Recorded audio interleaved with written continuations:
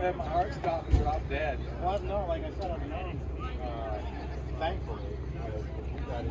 Until the car's done, then I can die. We got introduced to my dad. And I was like,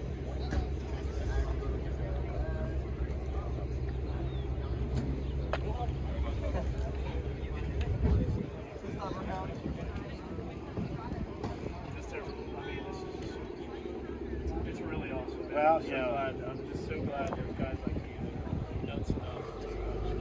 like I said before, and I'll say it again, it's an open book here. I know, like I know you have the other customers. I'm happy.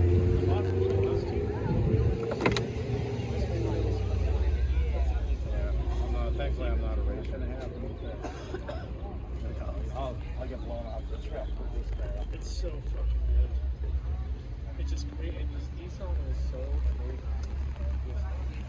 They're just so amazing. You know, they still are, but it's like to be able to, they're just throwing money at bullshit. They got it. They got it. That mattered. Yep. The other thing which I remember this story is, you know, That's racing. I was going to say, racing is like I don't say that out loud because I don't want the factory to get pissed off. Or, they won't listen. No one there that remembers. Or they're all dead. In fact, all the 3 prior owners. The guy sold to me. Well, there's no claim or rule in vintage racing, I assure you.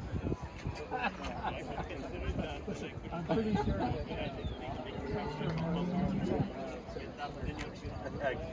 yeah, then you see you driving around the track and you guys are like going, what, 5 seconds a lap faster or whatever.